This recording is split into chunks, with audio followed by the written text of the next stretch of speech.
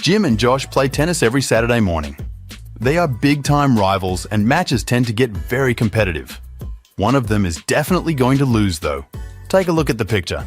Can you guess who?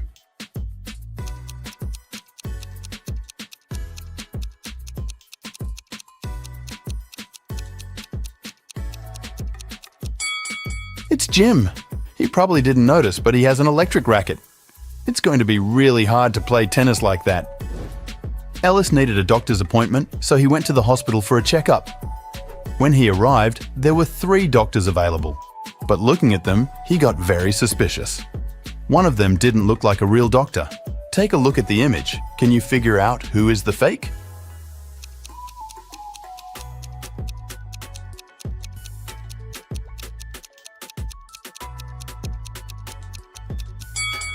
It's the 3rd doctor. He is hiding his real clothes behind him in a box. Plus, it looks like he is still wearing one of his red socks. Joel was an artist living in New York. One day, he got a call from his agent saying he had booked a gig in Boston. He pulled an all-nighter to get there soon the next day. As soon as he arrived in Boston, he discovered he had a flat tire. But somehow he made it all the way without any trouble. How is that possible?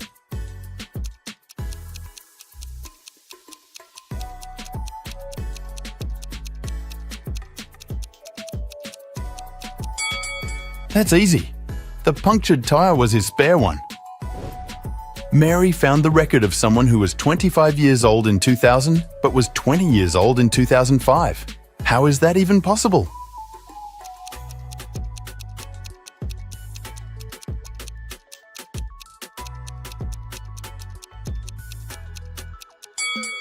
That's because that person lived before the current common era. We used to count backwards at that time. Mr. Kinney was preparing his will. He was a wealthy man who had 3 daughters. He told his 3 daughters to boil water. The daughter whose kettle boiled first would win the garden estate. Jenny, the youngest daughter, won it. Looking at the picture, can you guess why?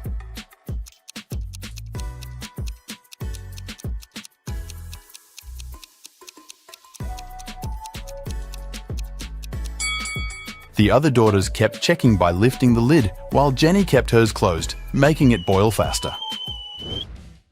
Hannah runs a dance show. She arrived in Finland with the 3 best dancers to perform during the winter holidays. On the first day of the trip, Hannah started to feel really bad and was taken to the doctor. After examining Hannah, the doctor claimed that someone had poisoned the girl. Hannah's manager flew in to interrogate each one of the dancers and find out if they'd had anything to do with what happened to Hannah. Kira said that she and the other girls had left the hotel early in the morning to explore the city. She also mentioned that Hannah had stayed behind to do a conference call in her room. Pam said she had spent the afternoon swimming at the beach and that when she returned, she noticed Hannah was looking pretty bad. April said she decided to go to the museum all by herself since the other girls didn't want to join her. Hannah's manager noticed the girls' testimonies didn't match and that it was definitely one of them who'd done it. Can you guess who is the culprit?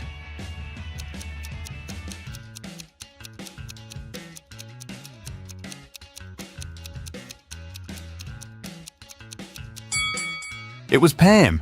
She mentioned she'd gone to the beach, but it's wintertime in Finland. The water is freezing and mainly frozen this time of the year. She should have worked better on her alibi. The officer said that one of the actors from that night's show was a runaway criminal.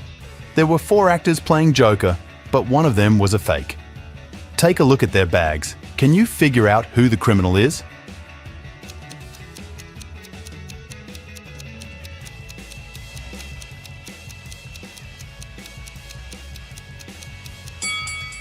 It's the owner of the 3rd bag.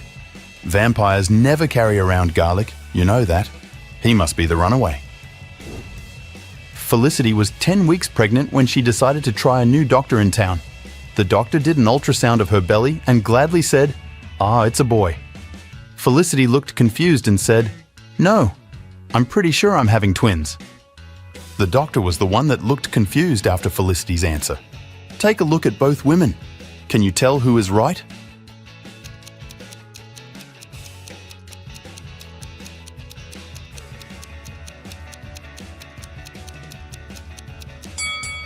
Felicity is right. I mean, take a look at this doctor. She isn't even a real doctor in the first place. She's not wearing proper medical attire, and she doesn't look like she knows what she is doing. Alex watched one too many Indiana Jones movies and decided to go to Egypt to explore ancient monuments. He spent days and days walking underground to try to find something valuable. One morning, when exploring a crypt, he ran into a huge wall full of symbols. Among the symbols, there was an encrypted message. It went like this. Can you help Alex figure out the encoded message?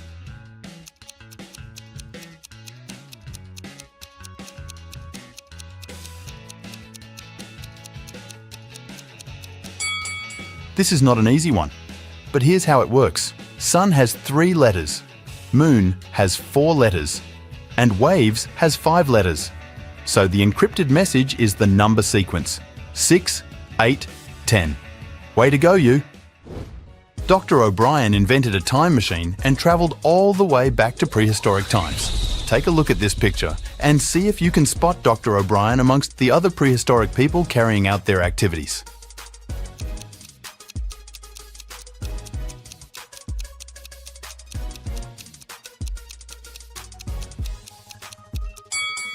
That's easy. It's the guy with the flashlight. He must have taken one with him when he time traveled. Mia is a ghost hunter. Take a look at the mirrors. Can you spot which mirror is reflecting the ghost, just like Mia did?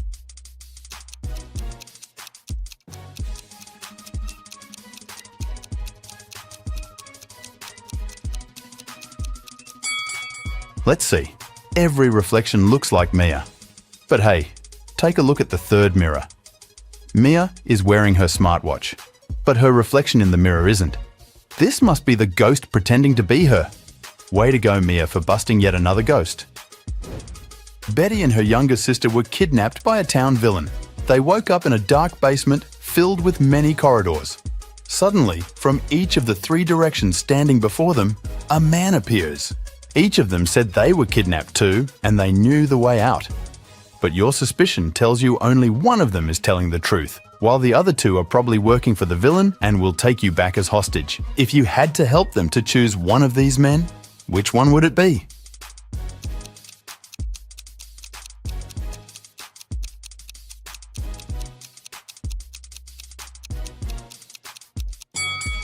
If you have an eye for detail, you probably noticed that the second man has bruises on his arms. He probably really did escape from the evil man. Betty and her sister should trust this dude and run away with his help. Mike, Bob, and Percy were planning on proposing to their high school sweethearts at today's ball. They prepared everything, from the ring to the song that was going to play, when the 3 of them popped the question. The night felt strange, and one of the guys was in extreme danger. Take a look at the couples. Which one of them might lose their life if they propose?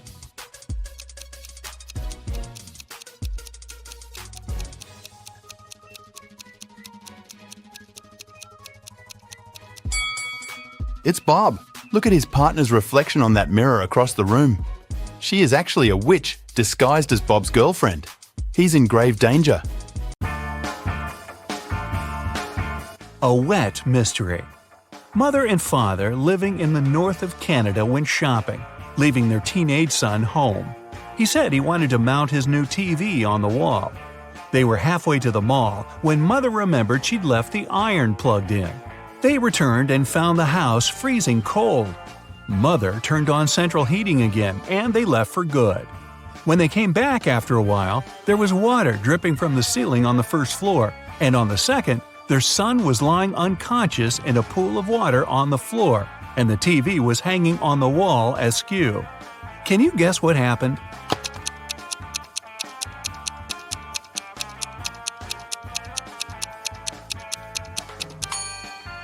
The young man hauled a big chunk of ice upstairs to stand on it while he mounted the TV. He turned off the heat for the ice to stay frozen, but when his mom turned it on again, the chunk melted and the boy slipped and fell. A code number. A detective who had been mere days away from cracking an international criminal gang has suddenly gone missing.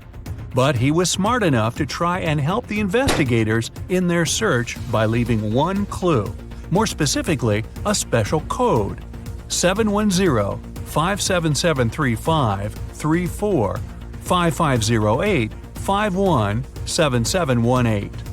The police have three prime suspects: John, Bill, and Adam. Can you break the detective's code and help the police arrest the right criminal?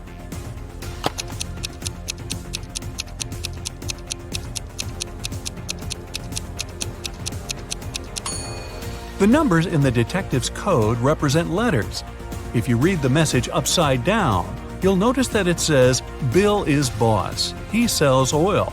So, Bill's your guy. Cuff him, boys. A lousy alibi.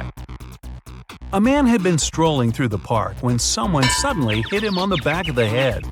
Witnesses say the culprit had brown hair, blue eyes, and was wearing a baggy suit. The main suspect is Sean Baker, who matches the description perfectly.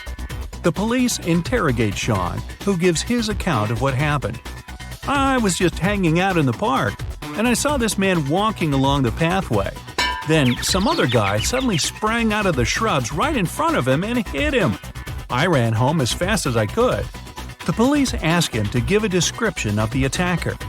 He answers, he had a red mustache, red hair, and a baggy suit on. However, one of the investigators says Sean is lying. How does he know?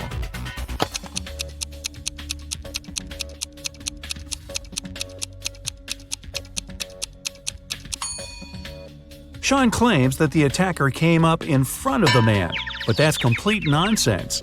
The man had been hit on the back of his head. Strange noises. Amy and Carl were lying in bed at night when they heard weird noises from their daughter Stacy's bedroom. Amy went to see and carefully opened the door, but saw her teenage daughter fast asleep and the noise stopped. The next night, it all happened again, and in the morning, Amy found a snakeskin lying under Emily's bed. Alarmed, the family searched the whole house but couldn't find the snake that left it. Still, the sound persisted every night. Can you guess where the snake was hiding?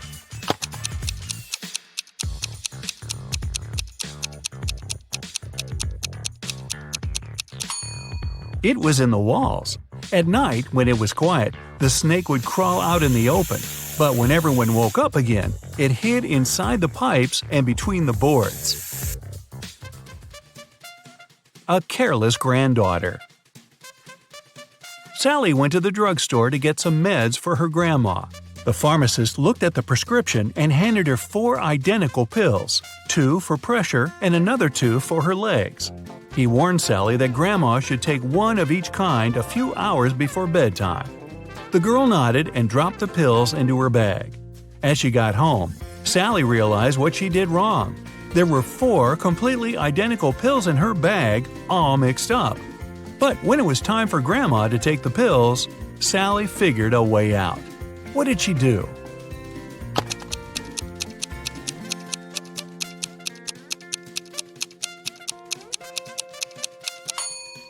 The only way out of this situation is to split all the pills in half and take 1/2 of each pill.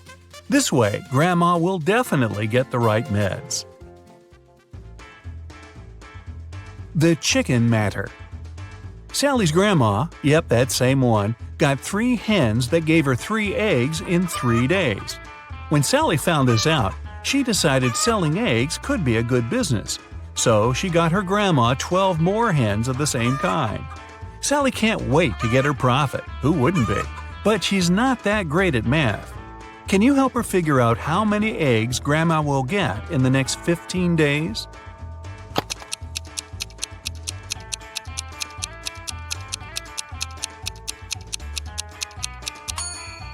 Three hens brought Grandma 3 eggs in 3 days. It means 1 hen brings 1 egg once in 3 days. So it'll give 5 eggs in 15 days. Now that we've got 15 hens, we can easily multiply the numbers and get 75 eggs in 15 days. A window to freedom. Jack is thrown in a cell with a dirt floor and only one window positioned so high no one could reach it. The cell is empty except for a shovel. It's dry and hot in there, but Jack won't get any food or drink anytime soon. He has only 2 days to break out of his cell. Digging a tunnel would take at least a week. How should Jack escape?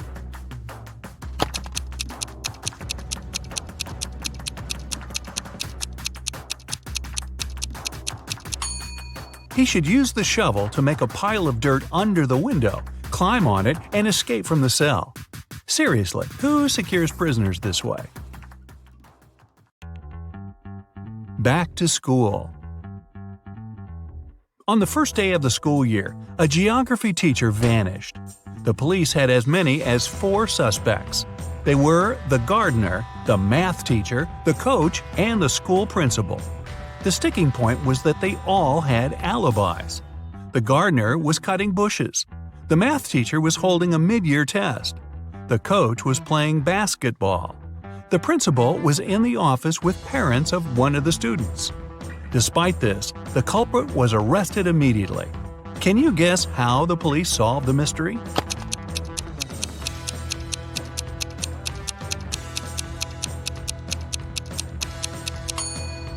The math teacher was lying.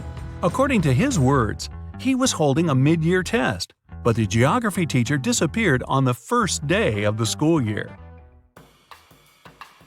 Late delivery. A lonely old man lived in his house in the suburbs of a city. He led a quiet life and never left his dwelling for long.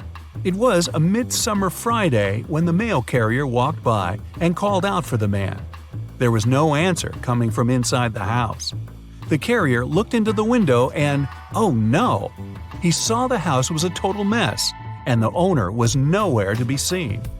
When the police arrived, they found a Tuesday's newspaper, 2 bottles of warm milk, and 1 bottle of cold milk. The next day, the robber was arrested. How did the police find out who it was so quickly?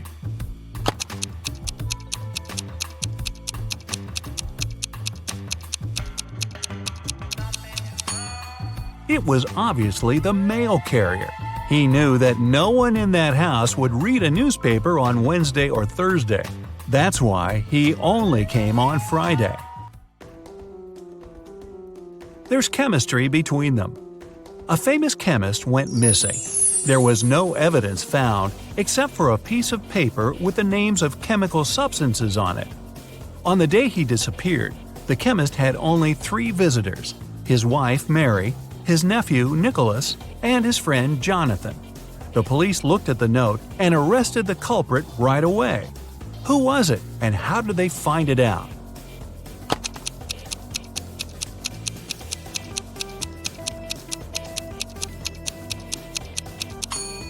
It was Nicholas, the chemist's nephew. If you combine the short names of the chemical substances on the paper, you'll get his name: Nicolas.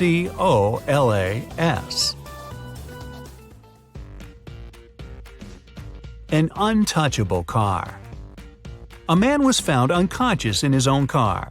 The police found a rock near the man, and it was obvious he had been hit on the head with it.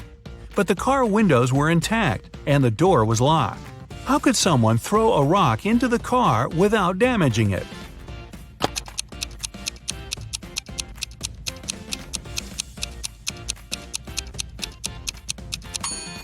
The car was a convertible, and when the rock was thrown, the roof had been down. A public collapse. One city was having a rough patch. Its schools, hotels, and public transport weren't functioning because of a strike that had already lasted for several weeks. One night, someone hit the mayor of the city over the head. The man was rushed to a hospital, and the police arrested 3 suspects. Brandon stated that he had been walking along the street when he heard someone scream, but it was too dark and he couldn't see anything. John confirmed that he had heard a call for help as well, but he was too scared to check it out. As for Dylan, he claimed that he had been waiting for a bus at a bus stop and hadn't heard anything. Who attacked the mayor?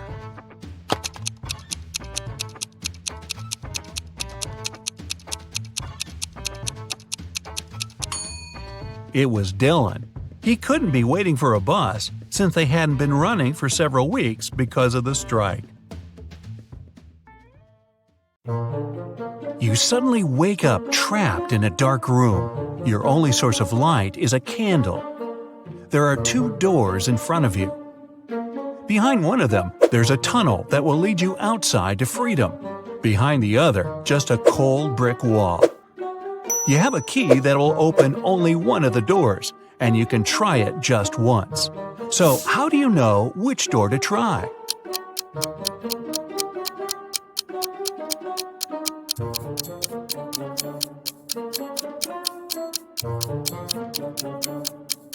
Hold the candle up to each keyhole. The flame will move near the door that leads outside.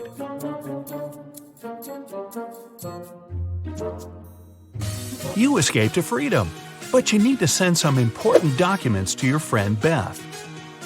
You can't mail them in a regular package because the precious papers will get stolen. So you put them in a box and lock it. But Beth doesn't have the key to this lock. How can you send the papers if you can't send the key to the lock separately?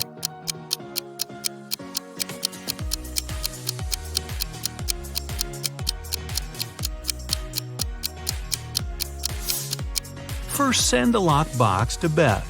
She'll attach her own lock and send the box back to you. Then, remove your own lock and send the package again. Beth can then remove her lock and finally open the package. Bad news. You get a call one morning from Beth. She says the crucial documents were stolen from her office. They'd been on the desk the evening before, but are nowhere to be found this morning. You immediately go there to question the employees. In no time, you gather 3 suspects. Sean said he had been at the movies last night. Michael had taken his girlfriend to an amusement park. And Christina was at a prestigious art gallery. Who's lying?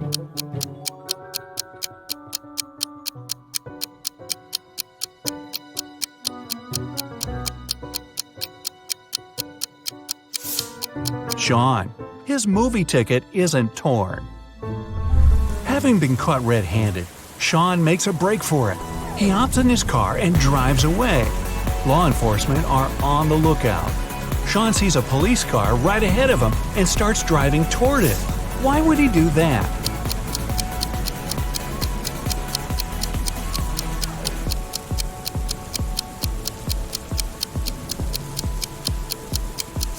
He was on a bridge. He needed to go toward the patrol car to get to the other side and make his escape.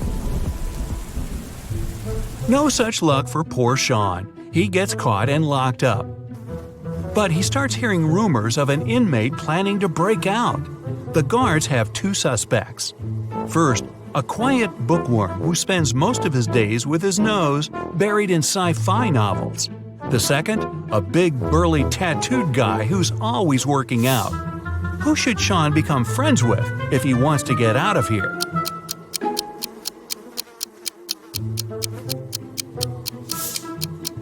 The bookworm. Look closer, and you'll see his bookmark is actually a file. On Friday afternoon, the owner of that same prestigious art gallery discovered that 4 of the most famous artists' self-portraits had been stolen during an exhibition. The police show up to do an investigation, and now they have 3 suspects. Sarah, the artist, said she disappeared into one of the studios to paint. John, the security guard, explained he was just waiting outside and had no idea the portraits were gone. Daniel, the caterer, stated he was at a nearby store picking up extra napkins when the robbery took place. So, who's the thief?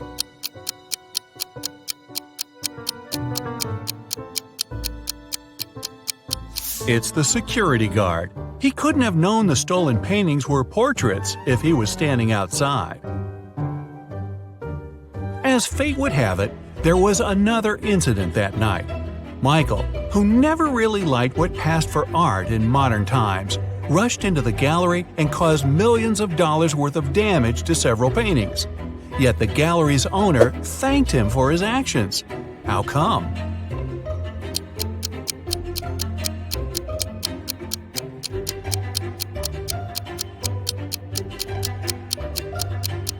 Michael is a firefighter.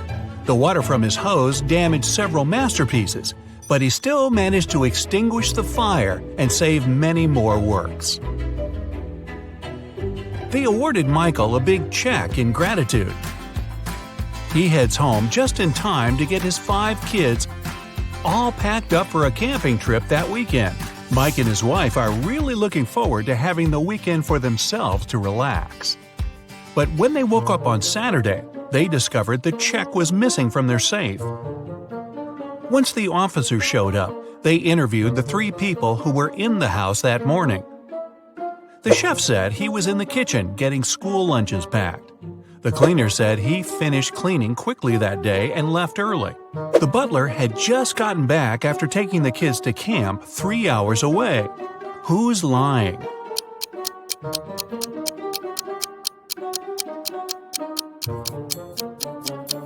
It's the chef. It's Saturday, so there's no school, and the kids have gone camping. Meanwhile, on the other side of town, a scientist is working on something bizarre. He invites Kevin and Claire as blind test subjects for his new serum invention. He gives them each a glass of ice-cold lemonade. Kevin drinks his fast, but Claire apprehensively waits to see the side effects on him first. After 2 hours, nothing happens, so she drinks her glass.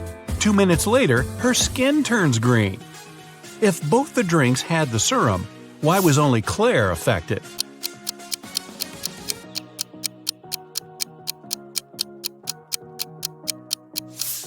The serum was in the ice. Since Kevin drank his fast, none of it got in the lemonade. Claire runs out of the lab in horror. She gets in her car and speeds off. As she's driving down a long, empty road, one of her tires pops off. Good thing she has a spare in the trunk. But here's the problem. She now has no lug nuts to put the spare on with. So what should Claire do?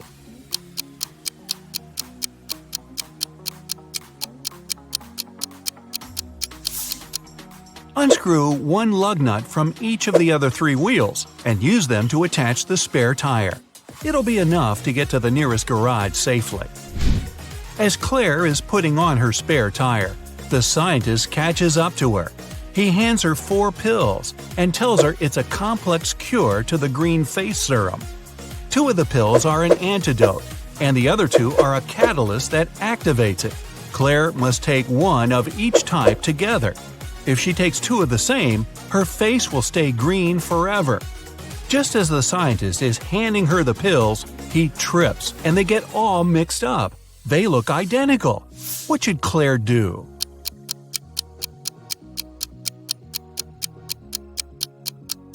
Grind the tablets up, mix all the powder together, and divide it in 2 parts. Each half will have the same amount of catalyst and antidote. It worked, and just in time. Whew! The next day, Claire has a big calculus exam. But funny enough, all the students in the class refuse to take it. Professor Miller can expel only 1 student for skipping the test. All of them know each other's names. If a student knows they'll be expelled, they agree to take the test. How can the professor make all the students take it?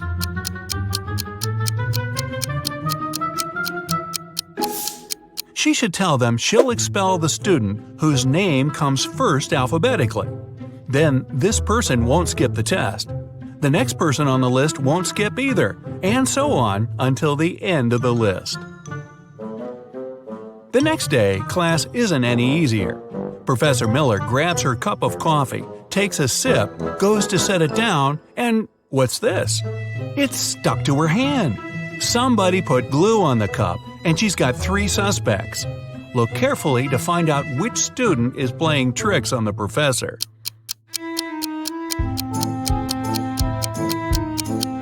Sure, the first student has an awfully guilt-ridden look on his face, and the second student's smile looks just like pride for a job well done. But look closer at the third student's pocket. Yep, it's the tip of a glue bottle. Professor Miller is so annoyed by her class's shenanigans, she decides to change her career. Wow. She opens a shoe factory. She's so successful that she builds a second one in another city. But despite her success, the problems don't end. Her employees keep secretly taking shoes from the plant. What can she do to resolve the issue?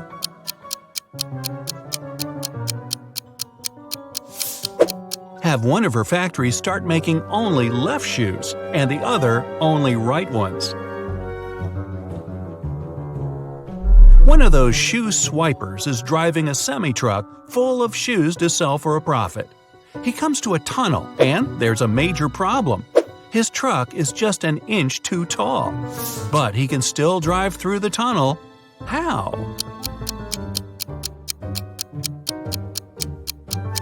Let some of the air out of the tires. It'll lower the truck just enough. When the shoe swiper gets through the tunnel, he comes to a fork in the road. One goes to the town, the other to never-ending wilderness. There are guides standing at each. The catch? One always tells the truth, the other always lies. The driver doesn't know who's who, and he's only allowed one question. What should he ask to find out which road goes to town?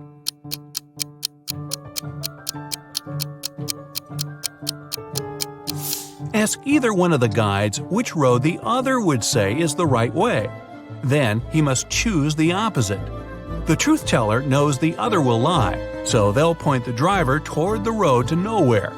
If he asks the liar, they'll know the other guard would honestly point him toward the town, so they'll again recommend the road to nowhere.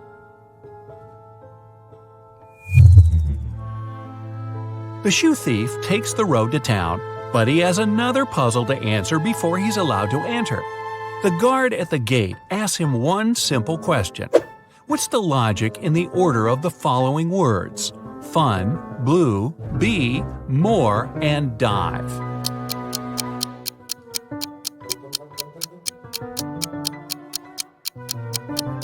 Every word rhymes with its number on the list. Fun 1, blue 2, bee 3, and so on.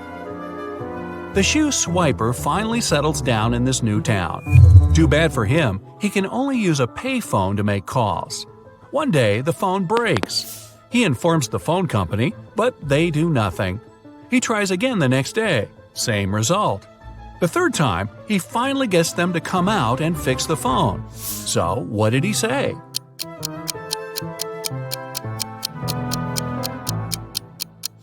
He claimed that people were making calls without paying. Two best friends, Jack and Tyler, went to a tropical island to surf and have some rest. After an active day at sea, they bought a large watermelon and ate it.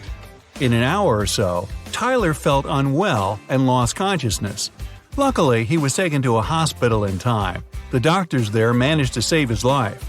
But Jack couldn't wrap his mind around what had happened. Both guys ate the same watermelon. Tyler didn't have any kind of an allergy. Then how come Jack was perfectly fine?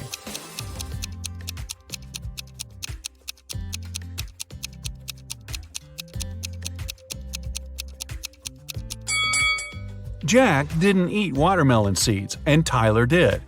Whatever substance poisoned him was in the seeds. Jerry got a job as a security guard at a supermarket. On his first day, he heard an alarm go off when a young woman was leaving the store. He stopped her and asked whether she had a receipt. She did, so Jerry checked it and the girl's bag. Everything looked okay, but the man still called the police. Why?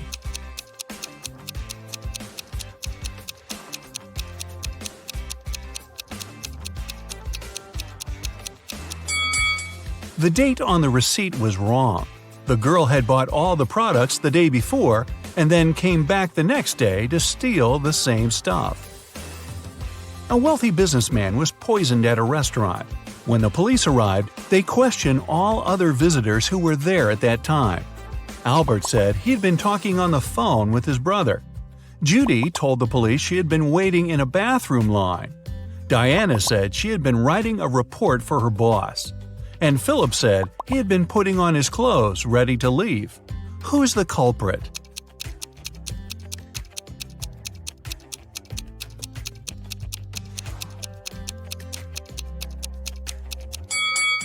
It's Judy.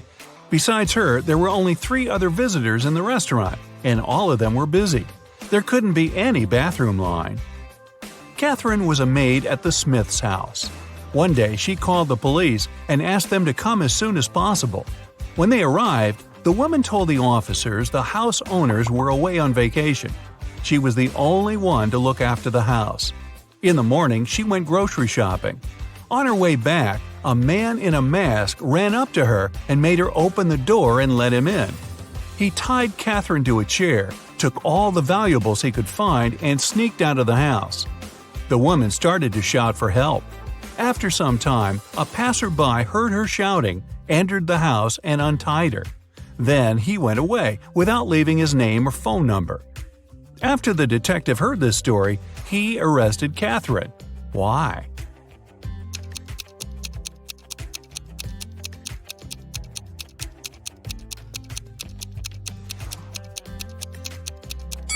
The Smith's house is away from the town, in a forest.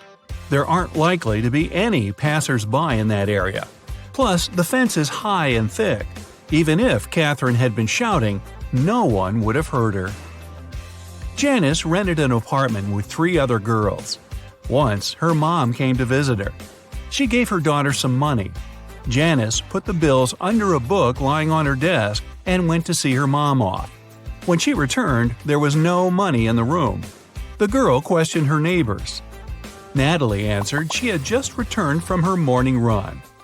Brittany told Janice she'd wanted to read the book. After taking it, she put the money in the middle drawer.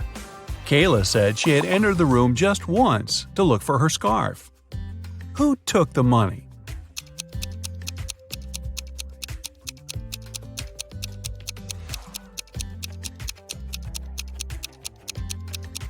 It was Brittany. The desk has no middle drawer. A unique diamond was exhibited in a popular museum. No wonder it was guarded day and night. Only small groups of people were allowed to enter the room with the diamond. One of such groups had just left when the security guards heard a shrill alarm go off. They dashed inside and found a man who seemed to be as shocked as they were. The diamond was in its place. The guards searched the man and found nothing unusual: a phone, a wallet, a lighter, a bottle with water, and a camera. They let the man go. But soon it was announced the diamond had been stolen. What happened?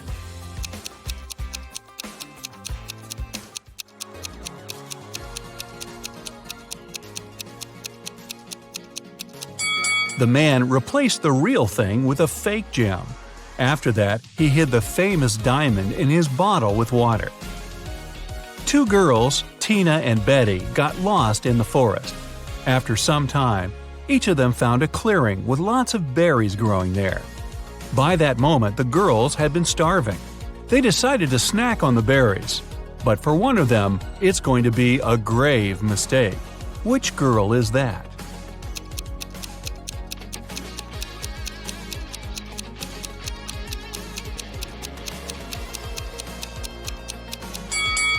Betty is eating the berries from endangered plants. She's not supposed to do it, but they won't make her sick. Tina is munching on the berries that have knocked off a bird. It means they might be poisonous for the girl too. Uh-oh. Maria was walking down the street when someone slammed into her. It was a man who immediately started to apologize. The girl looked at him attentively and said, "It's okay, Mark." How come she knew the man's name if he wasn't a celebrity and she had never seen him before?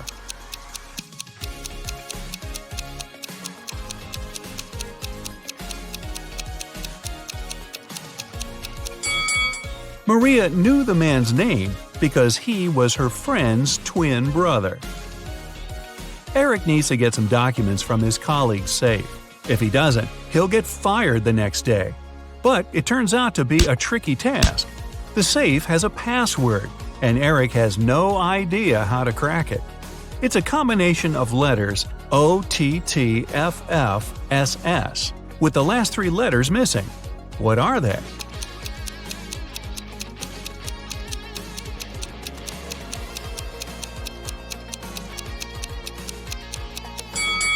The missing letters are E, N, T. All of them are the first letters of the numbers from 1 to 10. One evening, Christian went to the backyard to enjoy some peanut cookies. He didn't want to leave any crumbs inside the house because his wife was allergic to nuts. But when the man opened the bag, he found just 1 cookie. Christian questioned his 3 kids. Alice, the eldest, puffed, "Don't you remember I'm on a diet?" Kelly, the middle child, said, "I was studying upstairs. I didn't have time for cookies." And Joe, the youngest, answered he had been too busy helping his mom to make a peanut butter cake. So, who gobbled down Christian's sweets?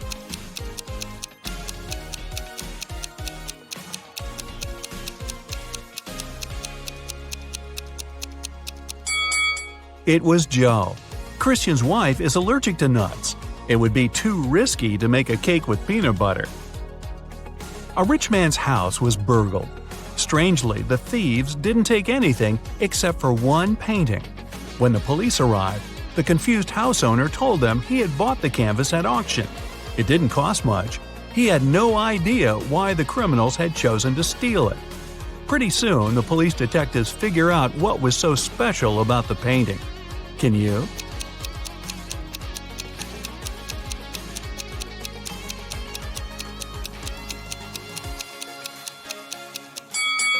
It wasn't about the painting itself, but about its expensive and unique frame.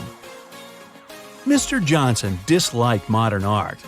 One day, he ran into the City Art Museum and caused damage to several paintings, which cost millions of dollars. Instead of being arrested, though, he was invited to the manager of the gallery. The man started to thank Mr. Johnson and promised he would be rewarded. How come?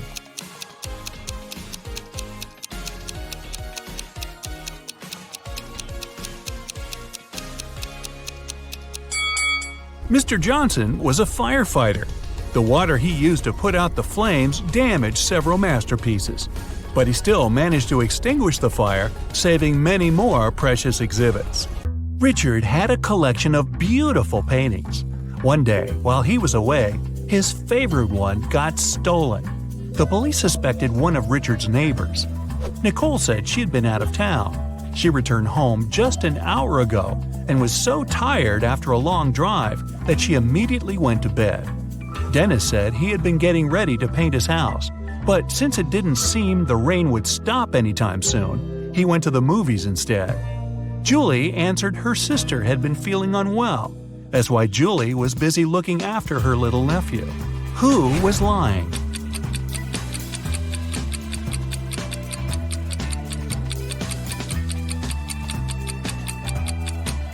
It was Nicole. It had been raining for the whole day. If the woman had returned home just an hour ago, the road under her car would be wet. A wealthy businessman had 2 sons, Gary and Jeffrey. The loving father doted on his boys, but unfortunately, he had a lot of enemies who often threatened to harm his sons. One day, Gary was rushed to a hospital. He had been poisoned. Jeffrey, scared out of his mind, but feeling okay, went with his brother. When the businessman arrived, he asked Jeffrey what had happened. "We were playing soccer and got awfully thirsty. Some man gave each of us a bottle of water and we drank it all. But then, how come Gary is in a hospital bed, poisoned, while Jeffrey is fine?"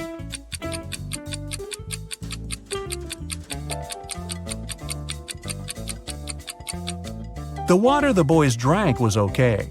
The poison covered the bottlenecks. Unlike Gary, Jeffrey didn't touch his bottle with his lips while drinking. Kyle has been caught by a mad professor and locked in a room with only 1 door and no windows. Is the scientist going to experiment on the poor guy? Kyle has to get out of there as soon as possible. After searching the room, he finds 4 keys. On the door, there are 4 keyholes with a number under each of them. Kyle has to match the keys and keyholes, and there's hardly any time left. The professor's car has just stopped near the house.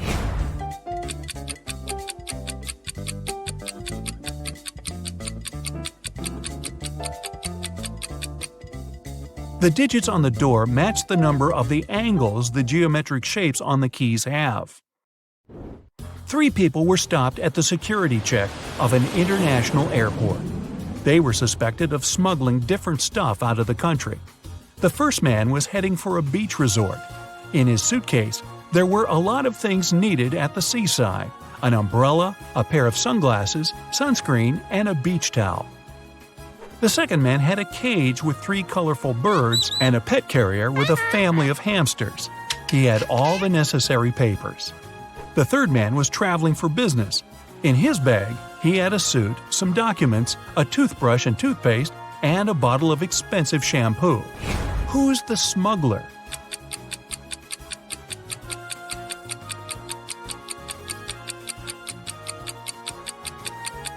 It's the third guy.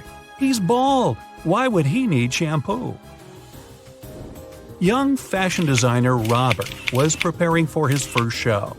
He was excited and a bit anxious, so he took a break to steady his nerves in a quiet corner. But when it was time for him to present his collection, he was nowhere to be found. In an hour or so, a security guard saw him in the bathroom, lying on the floor. Someone had hit him on the head. The police had 3 suspects. Maya, one of the models, said she had had problems with her dress. "I didn't even have time to leave the dressing room." Catherine, one of the guests, answered she was Robert's huge fan. "I've been wearing his clothes for years. Why would I hit him?" Sam, the designer's assistant, said he had rushed to the nearest coffee shop to get Robert an Americano to calm him down. Can you figure out the culprit?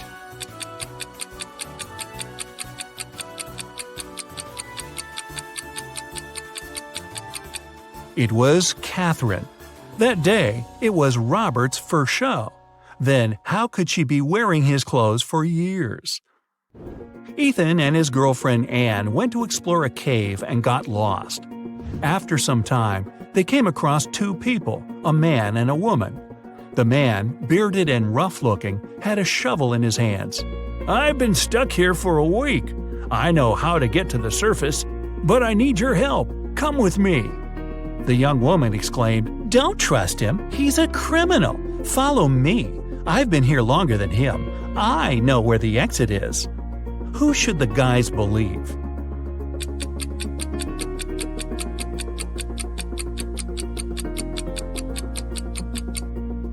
Ethan and Anne decided to follow the man. If the girl had been in the cave for more than a week, why does she look so tidy and has fresh flowers in her hair? Mickey wakes up locked in a basement. The guy has no idea how he got there, probably through a hatch in the ceiling. There are also 3 doors leading out of the room. Behind the first one, there's a deep pit with metal spikes at the bottom. The second door leads to a lake with hungry piranhas. And behind the third door, there are crocodiles. Suddenly, the room starts to fill with water. Which door should Mickey choose to escape?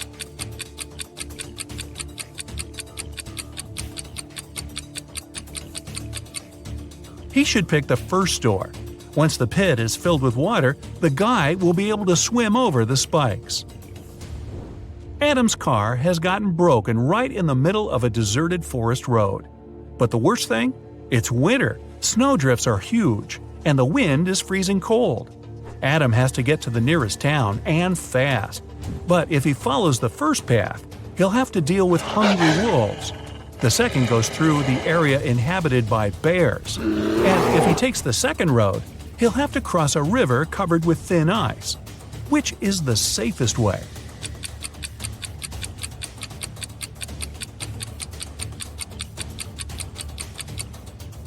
Adam should sneak through the bears' territory. These animals sleep in the winter. Lauren has cooked 10 buckets of chicken wings for a family gathering, 1 for each guest. But later, it turns out little Jimmy has been left without his portion. Someone has taken 2 buckets. Is it Uncle Patrick? He looks suspicious. Or maybe Lauren's son Justin. He's wearing this creepy knowing smile. Or could little Jimmy himself hide his chicken wings in his bag with toys to get another portion?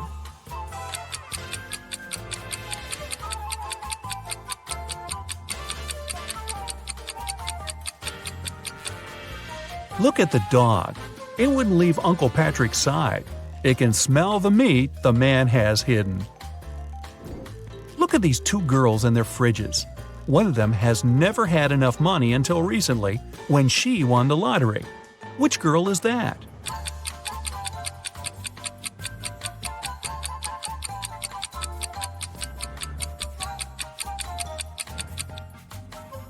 It's the girl on the left. High heels, a flashy dress, and a fridge filled to the brim. She looks like a person who has finally managed to get their hands on some big money. Lisa was a millionaire's daughter. She was fed up with her dad trying to control her life. After he told her one day he'd found a fiancé for her, she decided to run away from home.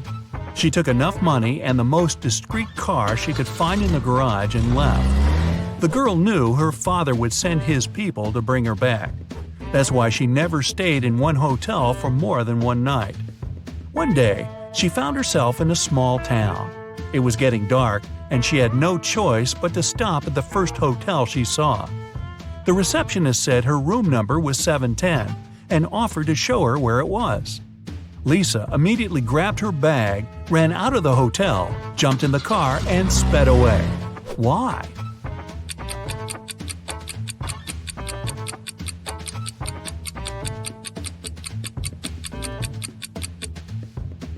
The first digit of a hotel room number usually means the floor it's on. Room 710 is supposed to be on the 7th floor, but the hotel only has 2 floors.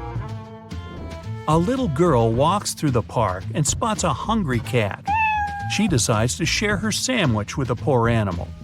Unfortunately, there's a stream between her and the kitty. She squats down to attract the cat's attention and shows it the food. In no time, the animal is next to her. There's no bridge over the stream, and the cat isn't soaked. How is it possible?